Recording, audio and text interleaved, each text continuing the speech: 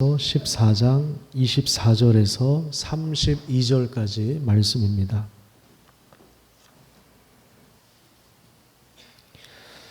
제가 읽어드리도록 하겠습니다. 만군의 여호와께서 맹세하여 이르시되 내가 생각한 것이 반드시 되며 내가 경영한 것을 반드시 이루리라. 내가 아수르를 나의 땅에서 파하며 나의 산에서 그것을 짓밟으리니 그때에 그의 멍에가 이스라엘에게서 떠나고 그의 짐이 그들의 어깨에서 벗어질 것이라. 이것이 온 세계를 향하여 정한 경영이며 이것이 열방을 향하여 편손이라 하셨나니 만군의 여호와께서 경영하셨은즉 누가 능히 그것을 패하며 그의 손을 펴셨은즉 누가 능히 그것을 돌이키랴. 아하스 왕이 죽던 해에 이 경고가 임하니라. 블레셋 온 땅이여 너를 치던 막대기가 부러졌다고 기뻐하지 말라. 뱀의 뿌리에서는 독사가 나겠고 그 열매는 날아다니는 불뱀이 되리라. 가난한 자의 장자는 먹겠고 궁핍한 자는 평안히 누우려니와 내가 내 뿌리를 기근으로 죽일 것이요 내게 남은 자는 살육을 당하리라. 성문이여 슬피 울지어다. 성읍이여 부르짖을지어다. 너 블레셋이여 다 소멸되리로다. 대저 연기가 북방에서 오는데 그 대열에서 벗어난 자가 없느니라. 그 나라 사신들에게 어떻게 대답하겠느냐. 여호와께서 시온을 세우셨으니 그의 백성의 곤고한 자들이 그 안에서 피난하리라 할 것이니라. 아멘. 여러분 반갑습니다. 한 주간 잘 지내셨습니까? 코로나에다가 또 장마까지 더해져서 많이 힘들고 어려우실 텐데 오늘도 하나님의 그 말씀이 우리에게 소망이 되고 위로가 되었으면 좋겠습니다. 이사야 1장부터 6장까지는 망가진 이스라엘을 향한 하나님의 심판의 선언이 나옵니다. 정의와 공평을 잃어버린 나라가 얼마나 회복 불가능한 상태인가를 이사야의 소명 기사를 통해서도 우리가 확인할 수 있었습니다. 하나님의 말씀을 선포하는데 이사야가 설교를 하는데 그 말씀을 듣기는 들어도 깨닫지 못하고 보기는 보아도 보지 못해서 마음이 둔해지고 점점 더 강팍해져서 결국에는 하나님의 심판을 받을 수밖에 없는 그 자리로 나아가는 이스라엘 백성들의 모습은 하나님의 심판의 정당성을 입증해주고 있습니다. 그 다음에 7장부터 12장까지는 하나님께서 이스라엘을 이렇게 심판하시는 그 목적이 완전한 멸망이 아니라 그 중에서 남은 자들을 통해서 새로운 나라를 세워가시는 데 있다는 사실을 보여줍니다. 그래서 눈에 보이는 강대국이나 동맹국가를 의지하지 말고 임마누엘 하나님을 신뢰하라. 하나님의 약속을 굳게 잡으라. 이렇게 말씀하고 있습니다.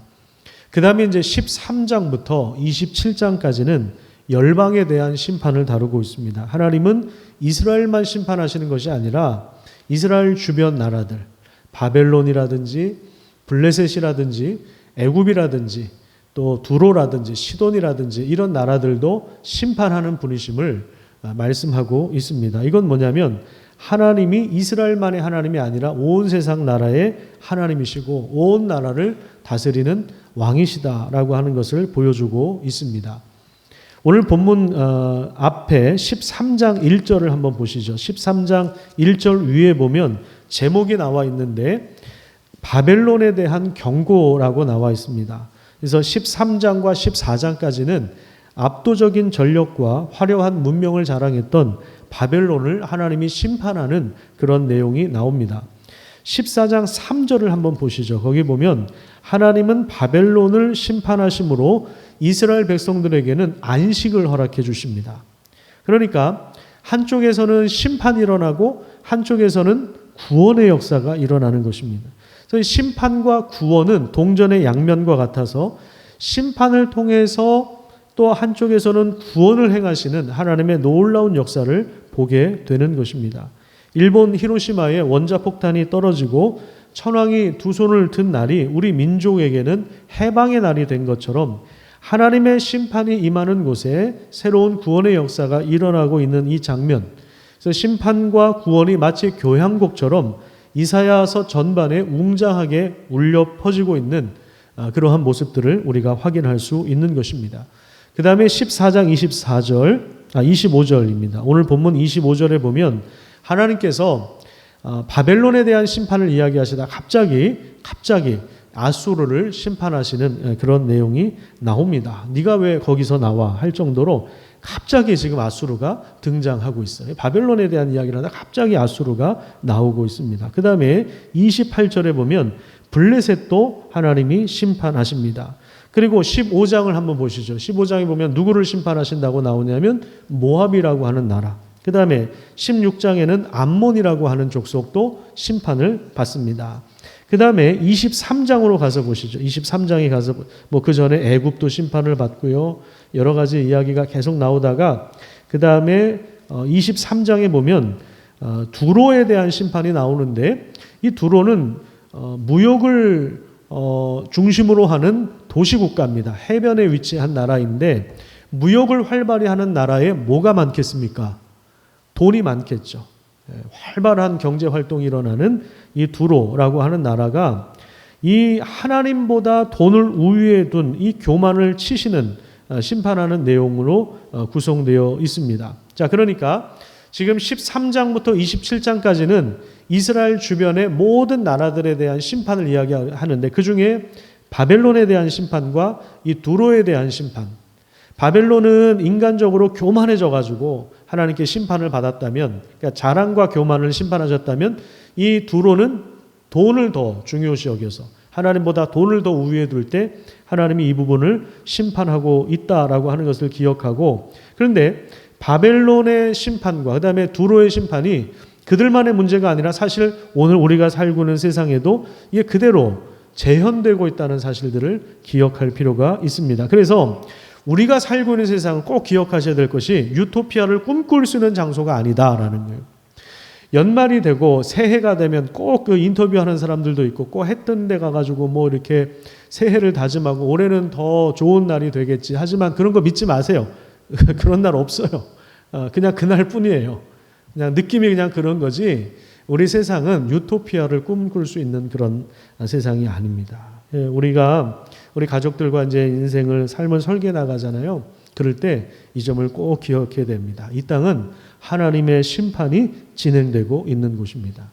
흔히 우리가 공정하지 못한 세상을 향해서 기울어진 운동장이다 이런 표현을 쓰잖아요. 정의와 공평이 실종된 이러한 하나의 표현이죠. 기울어진 운동장이다. 맞습니다. 근데 기울어졌을 뿐만 아니라 아예 뒤틀려져 있어요. 뒤틀려져 있고 깨어져 있는 그러한 곳이 바로 우리가 살고 있는 세상임을 기억해야 돼요. 이런 상황 속에서 우리가 사업을 해야 되고 직장에 나가서 일을 해야 되고 아이들 교육을 시켜야 되고 주어진 삶을 감당해야 됩니다. 그래서 어떻게 살지 늘 고민이 많은 거예요. 교회당에 와서 예배를 드리고 말씀을 들으면 그런 것 같고 그렇게 해야 될 것 같은데 근데 막상 또 세상에 나가면 이게 말씀이 통할까? 안 통한다. 세상에서는 세상법을 따르는 이런 상황들이 계속해서 반복되고 있는 것입니다. 그래서 교회는 교회고 세상은 세상이다. 로마에 가면 로마법을 따라야 된다. 이런 것처럼 세상에 나가면 세상에서 통용되는 방식을 따라서 살아가는 이런 모습들이 우리에게도 있습니다. 근데 이것은 여러분들만의 문제가 아니라 바로 또 저의 문제이기도 합니다. 제가 목회를 하고 또 사람들을 상대할 때 또 그리고 수없이 많은 결정들을 하잖아요. 아무래도 이제 교회 대표 자리에 있다 보니까 제가 수없이 많은 그 결정을 해야 되는데 결정을 하기 전에는 오만 가지 생각이 다 듭니다. 이렇게 결정을 할 때 겉으로는 목사라고 하는 타이틀을 가지고 있는데 제가 결정을 내렸는데 세상 사람들의 방식을 그대로 따라간다면 저는 전혀 거룩한 사람이 아니죠. 믿음으로 살아가는 사람이 아니에요. 그냥 타이틀만 목사입니다. 이스라엘 백성들이 이런 기로에 놓여 있습니다. 동맹국을 의지할 것인가? 강대국, 눈에 보이는 제국을 의지할 것인가? 아니면 하나님을 바라볼 것인가? 하나님의 약속을 신뢰할 것인가? 늘 이런 선택의 기로에 놓여 있었던 것입니다. 자, 이런 상황 가운데서 오늘 우리가 붙잡아야 할 중요한 단어를 오늘 본문에서 보여주고 있습니다. 본문 24절 말씀을 제가 읽어드리도록 하겠습니다. 만군의 여호와께서 맹세하여 이르시되 내가 생각한 것이 반드시 되며 내가 경영한 것을 반드시 이루리라. 자, 여기 경영이라고 하는 단어가 나오죠. 자, 이 단어는 보통 우리가 사업을 하시는 분들이 회사를 잘 관리하고 운영해서 경제적인 이윤을 많이 남길 때 그분은 경영을 참 잘했다. 이런 의미로 우리가 사용을 하잖아요. 근데 여기서 이제 경영이라고 하는 말은 우리가 사업할 때 쓰는 그런 의미가 아닙니다. 하나님의 경영이라고 하는 건 뭐냐면 모든 나라를 향해서 품으신 계획과 목적을 말합니다. 혹시 펜을 가져오신 분들은 그 옆에다가 이렇게 적어 놓으시면 좋을 것 같아요. 모든 나라를 향해서 품으신 하나님의 계획과 목적이 바로 경영입니다. 25절에 보면 아수르를 이스라엘 땅에서 짓밟는다고 하셨는데 이건 두 가지 의미가 있어요. 첫 번째는 아수르가 이스라엘 땅에 들어올 것이다. 점령할 것이다. 그래서 하나님께서 이스라엘을 심판하실 때 아수르를 사용하실 것이다라고 하는 의미가 있고, 또 하나는 아수르가 필요 이상으로 교만해져서 결국 그들도 하나님께 심판을 당할 것이다. 이런 표현이 나와 있는데 지금 25절만 보더라도 한 나라의 흥망성쇠가 다 하나님의 경영하심 속에 있구나라고 하는 것을 보게 됩니다. 26절에 보면 열방을 향하여 편손이라고 했습니다. 이 부분도 밑줄을 그으시면 좋을 것 같아요. 저는 이게 경영이라고 생각합니다. 하나님의 경영은 열방을 향하여 편손이에요. 그래서 하나님이 생각하신 대로, 하나님이 계획하신 대로 이루어 나가십니다. 그러니까 26절과 27절에 보면 누가 중간에서 그 뜻을 반대하여서 멈추게 할 자가 없다라고 하는 거예요. 그래서 하나님의 경영이라고 하는 단어가 오늘 우리에게 보여주는 의미는 뭐냐면 하나님의 완벽한 주권을 말하는 것입니다. 그래서 모든 나라가 하나님의 경영하심 속에 있다라고 하는 것이죠. 범위를 조금 좁히면 우리 나라도, 또 우리 지역도, 우리 교회도, 우리 가정도, 그리고 우리 자신의 삶도 사실은 다 하나님의 경영하심 속에 있는 것입니다. 그러면 우리 인생이 하나님의 경영하심 안에 존재하고 펼쳐지고 있다는 사실을 우리가 믿음으로 받아들이게 된다면 우리는 이 진리 안에서 진심으로 기뻐하게 되고 감사하며 하나님을 찬양할 수 있습니다. 왜 그러냐면 우리는 살다가 무슨 일을 하다가 실패할 수도 있고 넘어질 수도 있고 상처받을 수도 있고 여러 가지 변수를 만나지 않습니까? 그런데 그럼에도 불구하고 하나님의 경영은 절대로 실패하지 않기 때문에 우리가 이 사실을 기억할 때 우리가 이게 위로가 되는 거예요. 그러니까 우리는 실패할 수도 있어요. 우리 상처받을 수도 있어요. 그런데 하나님은 우리가 실패한 것을 통해서도 또 우리가 성공한 것을 통해서도 하나님은 자신의 뜻하신 바를 이루어 가시기에 조금도 부족함이 없습니다. 하나님은 절대로 손해보시는 분이 아니시다라고 하는 거예요. 자, 그러면 이제 우리 아주 중요한 질문을 하나 던져야 되는 그게 뭐냐면 그럼 우리는 하나님의 경영에 어떻게 참여할 수 있을까라고 하는 것입니다. 우리가 하나님의 경영에 어떻게 참여할 수 있을까? 하나님이 온 세상을 경영하시는 분이라면 그럼 우리는 하나님의 경영에 어떻게 참여할 수 있을까라고 하는 것입니다. 다시 한번 제가 반복해서 말씀드립니다. 이사야 1장부터 12장까지 제가 3번에 걸쳐서 설교를 했는데 이 내용을 읽는 가운데 분명하게 드러났던 사실을 3가지로 요약하면 이렇습니다. 첫 번째는 하나님은 망가진 이스라엘을 완전히 심판하신다라고 하는 내용이에요. 그 다음에 두 번째는 심판은 멸망이 목적이 아니라 완전히 망하게 하는 게 목적이 아니라 남은 자들을 통해서 놀라운 회복의 역사를 이루어 가시는 이게 바로 구원입니다. 구원. 그러니까 심판을 통해서 하나님은 구원의 역사를 이루어 가시는 거예요. 그 다음에 세 번째 구원받는 공동체를 통해서 이루시는 나라가 바로 평화의 나라다라고 하는 거예요. 평화. 샬롬이라고 하죠. 샬롬이라고 하는 것은 모든 관계가 온전한 거예요. 모든 관계가 온전한 것. 그래서 1장부터 12장까지 이런 내용이 지금 나와 있었는데 이 내용 가운데 하나님이 이제 이렇게 반복하셨던 단어가 있어요. 하나님이 반복해서 말씀하시는 것은 강조하시는 것입니다. 그게 뭐냐면 바로 임마누엘이죠. 임마누엘이 역사 속에서 어떻게 성취되었다고 이야기하고 있습니까? 이새의 줄기를 통해서 세우신 왕이 하나님의 영을 통하여 하나님의 통치를 완벽하게 구현해낸 것으로 드러내죠. 그래서 하나님의 통치가 완전하게 실현되는 그 나라가 어떤 나라인가? 우리가 지난주에 살펴보았습니다. 이사야서 11장 6절부터 9절까지 오늘 다시 한번 좀 이 본문을 읽도록 하겠습니다. 이사야서 11장 6절에서 9절까지 우리 좀 마스크를 쓰고 계셔서 불편하시겠지만 좀 조용한 소리로 같이 한번 읽었으면 좋겠습니다. 시작. 그때에 이리가 어린 양과 함께 살며 표범이 어린 염소와 함께 누우며 송아지와 어린 사자와 살찐 짐승이 함께 있어 어린 아이에게 끌리며 암소와 곰이 함께 먹으며 그것들의 새끼가 함께 엎드리며 사자가 소처럼 풀을 먹을 것이며 젖 먹는 아이가 독사의 구멍에서 장난하며 젖된 어린 아이가 독사의 굴에 손을 넣을 것이라. 내 거룩한 산 모든 곳에서 해됨도 없고 상함도 없을 것이니 이는 물이 바다를 덮음같이 여호와를 아는 지식이 세상에 충만할 것임이니라.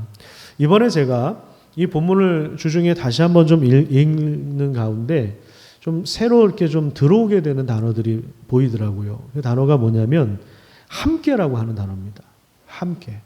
자, 다시 한번 볼까요? 6절을 보시면 함께 살며, 함께 누우며, 또 함께 있어. 그다음에 7절에 보면 함께 먹고 함께 엎드린다. 이런 표현이 나오는데 이건 단순히 그냥 함께 한다. 이것을 넘어서는 내용이에요. 자, 여기에 전혀 긴장이 없어요. 긴장을 찾아볼 수 없습니다. 그 다음에 눈치 보는 거 있을까요? 없을까요? 눈치 보는 것도 없어요. 서로 가면을 쓰는 것도 없어요. 나는 양이 아니야 하면서 늑대의 탈을 쓰지 않았습니다. 체면을 내세우는 것도 없어요. 무슨 정치적인 입장이나 진영 논리도 없습니다. 여기에 뭐 스트레스를 줄 일도 없고 받을 일도 없고 폭력이나 갑질이나 상처나 해를 입는 게 없습니다. 여기 경쟁이 있습니까? 없습니까? 경쟁이 없어요. 줄 세우는 거, 1등 해야 된다는 얘기 이런 거 없어요. 스카이대학 이런 거 없어요. 노조 없어요. 분쟁 이런 게 전혀 없습니다. 동물의 왕국, 이 힘의 논리가 작동하는 동물의 왕국이 아니라 함께 살고 함께 눕고 함께 엎드리는 함께 먹는 진정한 공동체의 모습을 보여주고 있는 것입니다. 이것이 완전한 그 샬롬의 상태, 모든 관계가 온전해서 완전한 그 평화가 이루어진 상태를 보여주고 있는 것입니다. 이런 나라가 바로 이 죄에 대한 철저한 심판을 통해서 세우시는 하나님의 나라입니다. 자, 그러면 하나님 나라 우리가 언제 들어갈 수 있습니까? 우리가 죽어서 장례식을 해야만 들어갈 수 있는 나라입니까? 물론 우리가 죽어서도 갈 수 있는 나라가 하나님 나라입니다. 이번에 우리 박영수 지사님이 사실 코로나가 확산되고 우리가 온라인 예배를 드리다가 다시 현장 예배를 드리고 나서도 예배 잘 나오셨었어요. 몇 차례 나오셨었어요. 그러다가 이제 간 쪽에 암이 이렇게 좀 퍼져서 한 6개월밖에 못 사신다. 이런 이야기를 제가 들었는데, 그래서 올해 말쯤에 돌아가시겠구나 생각을 했는데 이렇게 갑작스럽게 돌아가셨어요. 그래서 이제 목요일 날 갑자기 연락을 받고 갔는데 전혀 뭐 이렇게 말씀을 못 하시는 상황이에요. 숨쉬기도 어려운 그런 상황이에요. 호흡기에 의지해서 계신 상황인데, 그래서 이제 마지막이 될지도 모르겠다. 그래서 예배를 이렇게 드리는데 시편 23편을 이렇게 귀에다 대고 읽어드리고 설명을 해드리니까 어느 순간 아멘을 하시는 거예요. 저도 깜짝 놀랐어요. 말씀을 못 하시는데 아멘 소리가 나오는 거예요. 그래서 하나님이 예비하신 나라, 집사님 이제 들어가시려고 준비하고 계시는 거예요. 이제 그 나라에 들어가실 수 있습니다.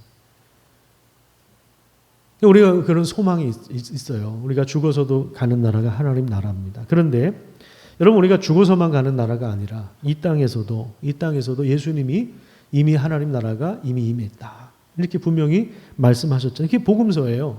하나님의 나라가 이 땅에 임했다. 하나님의 나라가 시작되었다. 하나님의 나라는 뭐냐면 하나님의 통치예요. 하나님의 통치. 하나님의 통치가 이 땅에 시작되었다라고 하는. 그러면 우리 예수님을 믿는다라고 하는 건 뭡니까? 예수님을 믿는다라고 하는 거는 이제 하나님의 통치 안으로 들어가는 거예요. 전에는 내 멋대로 살고 내 욕심대로 살고 세상의 가치와 어떤 돈에 휘둘리는, 이게 세상의 가치 아니에요? 돈에 목숨 거는, 돈 때문에 사는 이런 가치를 가지고 살다가 이제 하나님의 통치를 받기 시작하는 거예요. 이게 뭡니까? 그래서 정기적으로 우리가 모여서 이 사실을 함께 확인하고 함께 지금 신앙을 고백하고 우리 정체성을 확인하는 자리죠. 이게 바로 예배입니다. 그래서 우리가 하나님의 통치를 따르려고 해요. 그래서 하나님의 통치를 실제로 받아들이는 사람들을 통해서 세워지는 공동체가 바로 여기에 나와 있는 이 전혀 긴장이 보이지 않는, 전혀 경쟁이 없는 완전한 평화의 나라입니다. 그래서 우리는 하나님 나라의 이런 그 모양과 자태를 우리의 삶을 통해서 또한 우리 교회를 통해서 이 땅에 드러내도록 부르심 받은 사람들이 바로 우리들입니다. 그래서 교회는 세상과 달라야 되는 거예요. 교회는 세상과 전혀 다른 가치를 가지고 있는 거예요.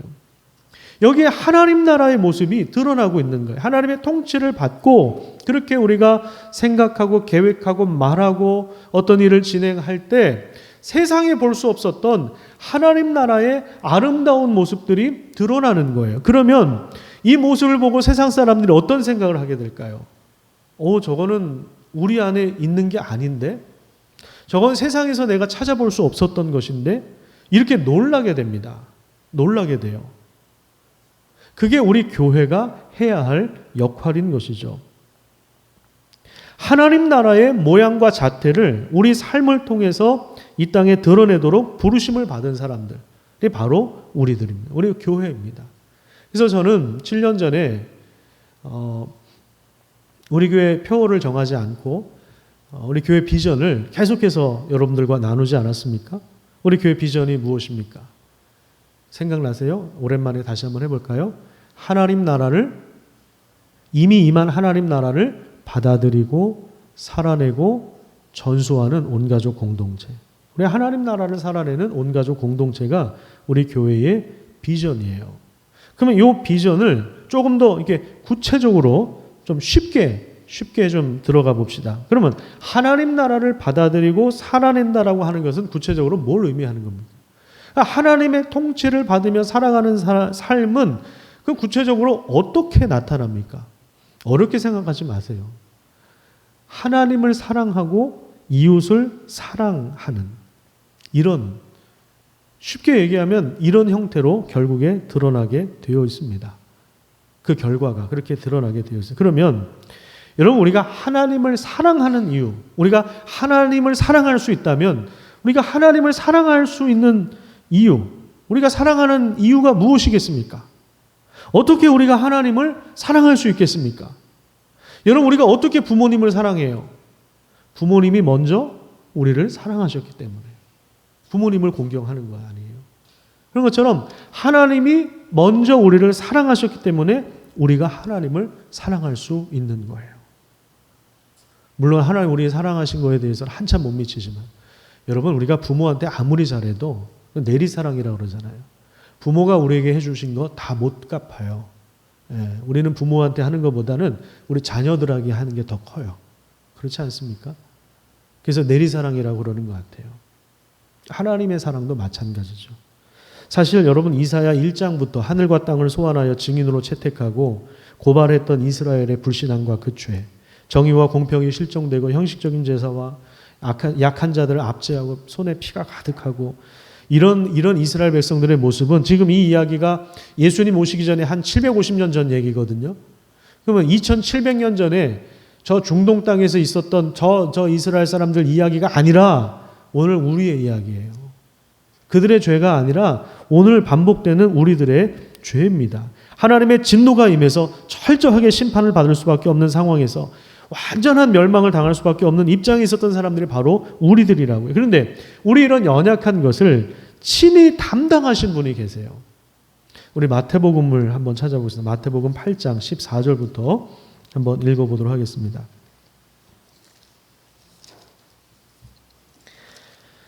성경을 자주 보시는 분들은 이 성경책이 굉장히 부드럽습니다. 근데 성경을 잘 안 보시는 분들은 아주 새 거예요. 그래서 넘길 때도 한 장씩 안 넘어가고 뭉탱이로 넘어가요. 성경이 뭉탱이로 넘어가는 분들은 회개하셔야 돼요. 저희 아멘이 그냥 나오는 게 아니에요. 박덕성 집사님 성경책 보면요, 화려합니다. 아주 그냥 색깔별로, 그리고 침을 얼마나 묻히셨는지 이게 두꺼워요. 그리고 늘 보시더라고요. 늘 보시더라고요. 제가 항상 도전을 받습니다. 저보다도 더 많이 읽으시는 것 같아요. 마태복음 8장 14절부터 보시면 예수께서 베드로의 집에 들어가사 그의 장모가 열병으로 앓아 누운 것을 보시고 그의 손을 만지시니 열병이 떠나가고 여인이 일어나서 예수께 수종들더라. 저물매 사람들이 귀신 들린 자를 많이 데리고 예수께 오거늘 예수께서 말씀으로 귀신들을 쫓아내시고 병든 자들을 다 고치시니 이는 선지자 이사야를 통하여 하신 말씀에 우리 연약한 것을 친히 담당하시고 병을 짊어지셨도다 함을 이루려 하심이더라. 여기 예수님께서 귀신을 쫓아내시고 병든 자들을 고쳐주셨는데 이걸 보면서 마태가 무슨 이야기를 하냐면 이것은 이사야 선지자를 통해서 하신 말씀, 이사야 53장에 있는 그 말씀, 우리의 연약한 것을 친히 담당하시고 병을 짊어지셨도다라고 하는 그 말씀의 성취로 해석을 하는 것입니다. 이 말씀의 성취로 해석을 하는 것입니다. 심판을 당할 수밖에 없고 죽음과 영원한 형벌을 받을 수밖에 없는 우리를 위해서 하나님의 아들이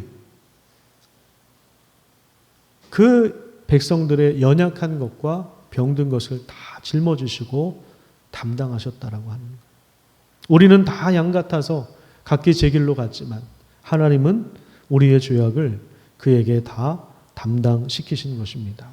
우리 모든 그 죄에 대한 그 심판을 예수님께서 하나님의 심판을 우리 대신 막아서서 십자가가 그거 아니에요. 하나님의 심판과 진노를 십자가에서 당신이 다 막아서서 자기가 그 심판을 당하신 것이죠. 모든 인류의 죄를 다 짊어지고 자기가 거기서 심판을 당하죠. 우리의 죄를 자신의 것으로 돌려서 거기서 죽으심으로 우리가 받아야 할 죽음을 패하시고 우리에게 영원한 생명을 주신 것이죠. 이것이 이사야 선지자가 내다보고 있는 심판과 구원의 교향곡이라고 할 수 있습니다. 우리의 연약한 것을 왜 담당하셨습니까? 도대체 우리가 누군데, 우리가 뭐길래 하나님은 왜 그 연약한 것을 담당하셨을까요? 우리를 사랑하시기 때문에 그런 것입니다. 여러분, 우리 자녀들, 우리 연약한 자녀들 보면 우리가 좀 더 담당하려고 하잖아요. 우리가 좀 도와주려고 하잖아요. 좀 운전해서 얘네들 좀 학교 가는데 좀 편하게 이렇게 갈 수 있게 좀 하려고 하잖아요. 짐이라도 좀 들어주려고 하잖아요. 좀 도와주려고 하잖아요. 우리 자식들의 연약한 것을 우리가 좀 담당하려고 하잖아요. 집을 사야 되는데 못 사면 좀 이렇게 보태주려고 하기도 하고 그러잖아요. 왜요? 사랑하니까. 아버지를 떠난 둘째 아들 탕자가 돌아왔을 때 큰아들은 계산하기에 바빴어요. 저 유산을 저 창기와 함께 먹어버린 저 동생, 저 나쁜 놈, 저 죄인. 그런데 거기다가 아버지는 송아지를 잡고 잔치를 벌이고 가락지를 끼우고 이거에 대해서 계산하고 있는 거예요. 돈에 대한 계산을 하고 있는 거예요. 그가 잃어버린 돈에 대한 계산을 하고 있었어요. 그런데 아버지는 그냥 둘째 아들이 살아서 돌아온 것 자체가 기쁘고 행복한 거예요. 무슨 자기 유산을 가지고 나가서 사업을 잘해서 더 성공해가지고 금이 환영할 것을 기다린 것이 아니라 그냥 자기 아들을 기다린 거란 말이에요. 왜 그렇습니까? 사랑하기 때문에 그런 것입니다. 사랑하니까. 우리 인간은 사실 다 계산적입니다. 사실 큰아들의 모습을 다 가지고 있어요. 둘째 아들 모습도 가지고 있고 다 가지고 있습니다. 아버지를 떠나려고 해요. 독립하려고 해요. 하나님을 거부하려고 해요. 내 맘대로 살려고 해요. 큰아들, 둘째 아들 모습을 다 가지고 있어요. 상당히 계산적이에요. 그러니까 머리가 항상 복잡해집니다. 우리 머리가 휘어지는 이유가 계산해서 그런 거예요. 물론 유전적으로 빨리 휘어지는 분들도 계세요.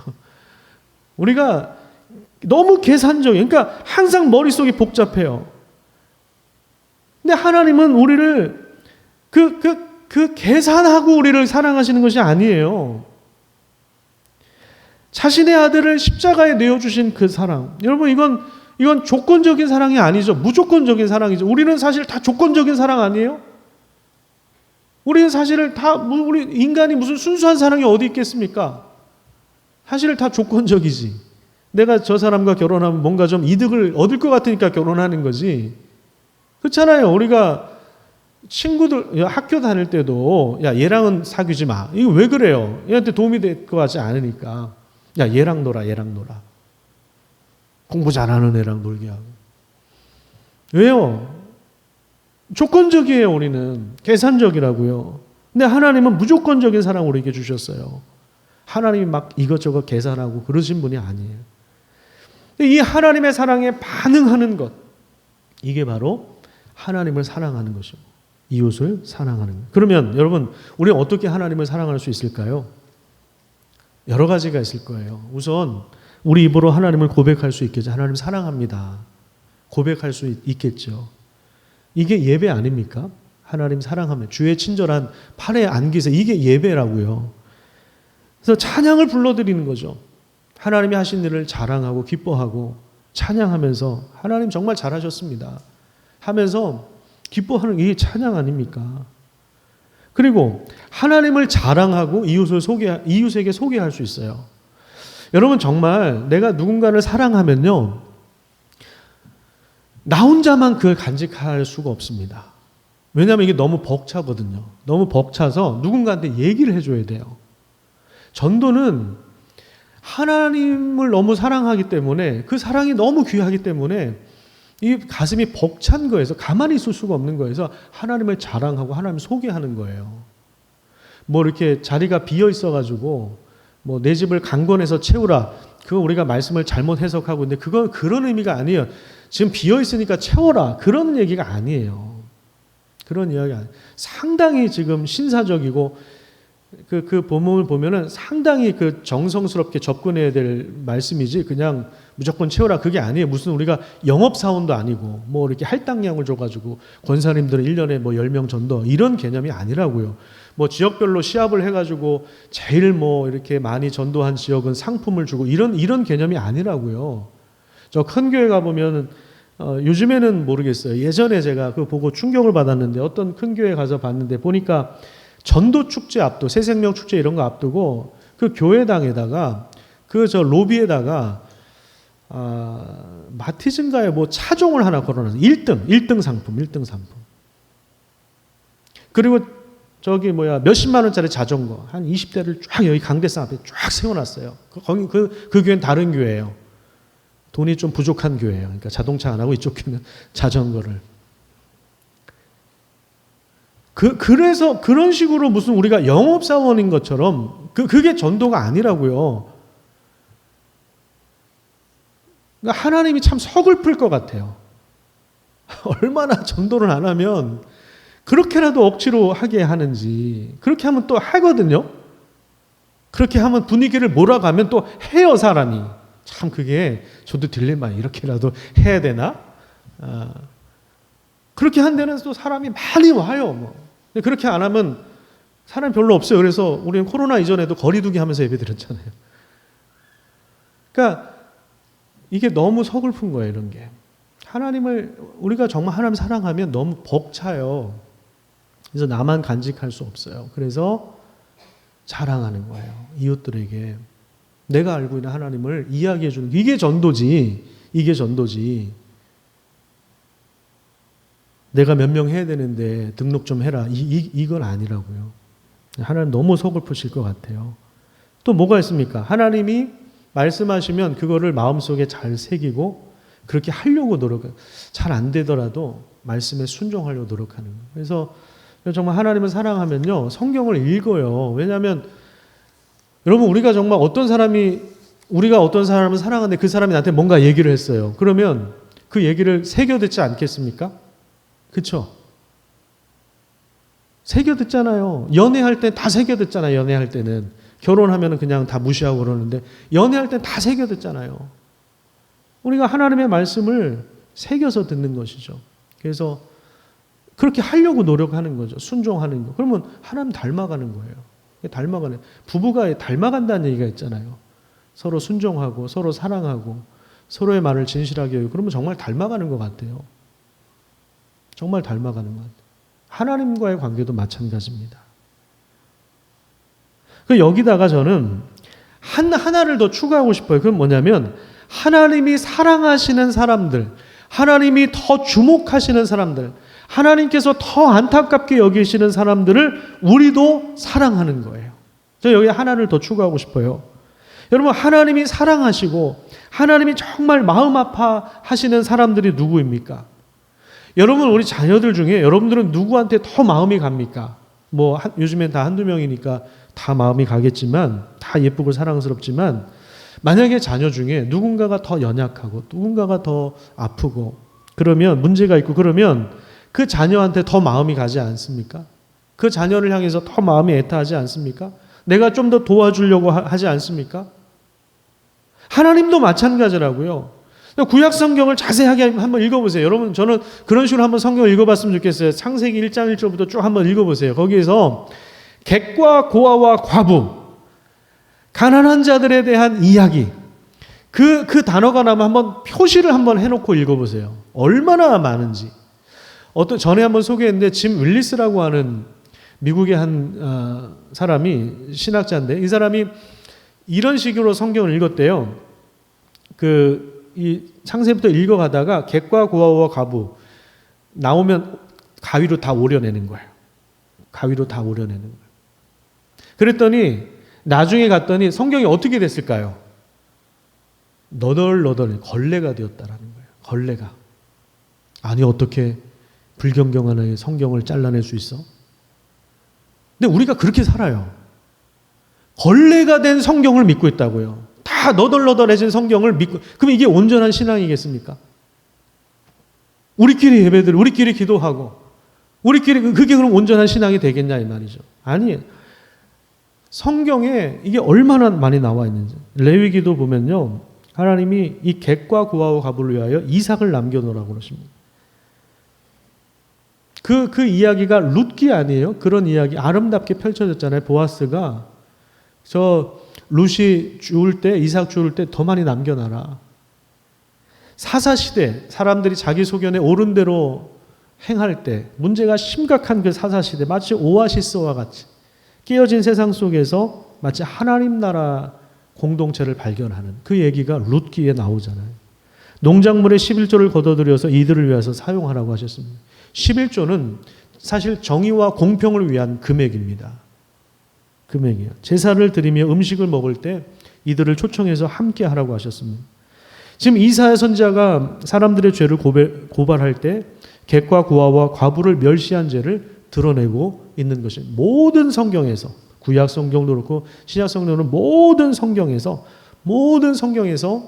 이 하나님이 눈여겨보시는 객과 고아와 과부에 대한 이야기가 얼마나 많이 나오는지 몰라요. 우리가 하나님을 사랑한다라고 하는 것은 여러 가지가 있지만, 저는 여러분들에게 오늘 하나 더 추가하고 싶은 거예요. 하나님이 눈여겨보시는 사람들, 객과 고아와 과부를 우리도 사랑하는 거예요. 그러면 여러분, 오늘날에 객과 고아와 과부는 누구일까요? 우선 객은 나그네죠. 나그네는 집이 없어서 노숙하는 사람들일 것입니다. 난민일 수도 있습니다. 지금 난민 문제가 전 세계적으로 심각하지 않습니까? 어떤 나라는 난민을 차단하는 정책을 하고 어떤 나라는 난민을 적극적으로 수용하는 정책을 펴니다. 어떤 나라겠어요? 기독교적인 가치를 실현하는 나라는 난민을 품어요. 그런 지도자가 있는 나라는요, 난민을 품어요. 어떤 사람은 부동산 투기를 해서 수십억, 수백억을 쌓아놓고 있는데 어떤 사람은 하루 한 끼 음식을 구하러 찾아다니고 있어요. 어떤 사람은 50채, 100채 집을 가지고 있는데 자기가 쓰지도 않아. 근데 어떤 사람은 한 채도, 아니, 집이 없는 게 아니라 월세 낼 돈도 없어요. 보증금 낼 돈도 없어가지고 쪽방촌에, 고시원에 한 달에 10,000원, 20,000원 하는데 이런 데 있는. 저는 매주 만나요. 그런 분들 매주 만나요. 길거리에서 잠을 자고. 저는 매주 만납니다. 주일날 이렇게 오면서 가끔 만나서 같이 올 때가 있거든요. 제가 꼭 여쭤봐요. 어디서 오셨냐고. 그래도 여름은 괜찮아요. 여름은 괜찮은데 겨울 되면 참 마음이 너무나도 답답해집니다. 여러분, 고아는 누굴까요? 고아. 부모가 없는 아이를 우리가 보통 고아라고 하는데 저는 오늘날에 방치되어 있는 아이들, 고아라고 생각합니다. 맞벌이 하느라고 부모의 관심과 사랑을 충분히 받지 못하고 이 학원 순례를 해야 하는 아이들이 고아가 아닐까. 이건 좀 개인적인 생각입니다. 하나님을 아버지라 부르지 못하는 아이들. 힘의 논리와 동물의 왕국 세계에서 끊임없이 경쟁하고 다른 사람을 밟아야 성공이라고 여기는 이런 문화 속에서 그렇게 교육받고 그렇게 자라나는 사람들. 그러니까 경쟁에 이렇게 떠밀려진 아이들. 이런 아이들도 저는 고아라고 생각합니다. 과부는 누구일까요? 남편과 사별한 분이겠지만 저는 특별히 오늘날의 미혼모가 과부라고 생각합니다. 신약시대 과부는 경제력이 전혀 없고 보호막이 없는 사람을 과부로 인정해서 공동체가 돌보아 주었습니다. 오늘날 미혼모는 사회적인 편견에 시달립니다. 이 아이가 학교를 들어가면 아빠 없이 학교를 다니는 아이들 얼마나 상처를 많이 받고 또 이 아이를 돌봐줄 사람이 없으니까 일을 제대로 하지 못해서 경제적인 어려움을 겪는 가정들이 상당히 많이 있습니다. 그래서 우리 교회는 그동안에 미약하지만 미혼모와 노숙인들을 섬겼습니다. 도서관을 통해서 방치되어 있는 아이들을 섬기고자 조금씩 노력하고 있습니다. 지난주에 조합하고 이제 협상을 하고 이제 왔어요. 협상을 하고 왔는데 와서 이렇게 책상에 앉아 있다가 이제 화장실에 나가는데 어떤 한 아저씨가 오셨어요. 어떻게 오셨냐 그러니까 영등포에서 왔는데 우리 교회 다니는 노숙인 분이 소개를 해주셔서 오셨다는 거예요. 목요일 날 오셨어요. 아저씨 저희는 주일날만 먹을 걸 드린다고 주일날만 돈 드린다고. 근데 그냥 보낼 수가 없잖아요. 그래서 저한테 있는 거 다 드렸어요. 저한테 제가 드릴 수 있는 거는 최선을 다해서 다 드렸습니다. 마스크부터 시작해서 다 드렸습니다. 근데 그분 이렇게 보내고 나서 책상에 앉아 있는데 이런 생각이, 이런 찬양이 떠올랐습니다. 주 십자가에 달리사 날 자유하게 했으니 내 몸과 마음을 주 위에 다쓰게 하소서. 근데 이제 이 가사를 제가 어떻게 바꿔서 불렀냐면 이 조합에서 신축 보상금으로 주는 것을 주님을 위하여 다 쓰게 하소서. 이렇게 나름대로 생각을 하면서 이 보상금을 주님을 위해서 다 쓰게 해 주십시오. 다 쓰게 해 주십시오. 잠시 책상에서 기도를 했습니다. 장차 우리가 새로 지은 예배당에는 정말 하나님이 눈여겨보시는 안타깝게 여기시는 그런 분들을 우리가 돌보고 함께 먹고 함께 소망을 나눌 수 있는 그런 공간으로 주위에 다 쓰여지는 그런 귀한 은혜가 있기를 축복합니다. 저는 사실 우리 이 공간도 너무 아름답다고 생각합니다. 빨간색 벽도 얼마나 정겹고 운치가 있어요. 이거 세월이 가도 사실은 보존할 가치가 있는데 저는 너무 안타까워요. 근데 더 안타까운 게 뭔지 아세요? 우리 교회 성도들만 쓰는 게 너무 안타까워요. 우리 교회 성도들만 이용하는 게 너무 안타까워요. 근데 사실 우리 성도들도 다 쓰지 못해요. 우리 성도들도 여러분 일주일에 여러분 몇 시간이나 이용하세요? 이 건물에. 일주일에 168시간 중에 여러분 이 건물 몇 시간이나 이용하십니까? 너무 아까워요, 저는. 그래서 건물을 새로 지으면 우리 성도들뿐만 아니라 우리 성도들 당연히 써야 되는데 우리 성도들과 그리고 이웃들이 또 객과 고아와 과부 하나님이 눈여겨보시는 그분들이 마음껏 사용하는 그런 공간이 되었으면 좋겠습니다. 또 그렇게 설계를 해야 되겠죠. 그렇게 목회의 방향을 조금씩 더 수정을 해 나가야 되겠죠. 이런 꿈을 함께 꾸면서 함께 평화의 공동체, 사랑의 공동체를 일구어 나가고 우리 교회가 하나님의 이 경영에 참여하는 그런 복된 교회가 되기를 축복합니다. 기도하겠습니다. 하나님께서 먼저 우리를 사랑하셨기 때문에 그 사랑을 발견할수록 우리가 가만히 있을 수 없어서 하나님을 향한 사랑을 고백하며 하나님이 사랑하신 사람들을 우리도 사랑할 수 있는 복된 삶을 살도록 인도하여 주시옵소서. 하나님의 은혜가 나한테 와서 고여서 썩어서 없어지는 그런 것이 아니라 하나님의 은혜가 나를 통해서 사방으로 더 많이 흘러갈 때 거기에 놀라운 생명이 살아나는 구원의 역사들이 일어나게 하여 주시옵소서. 감사드리며 예수님의 이름으로 기도드립니다. 아멘.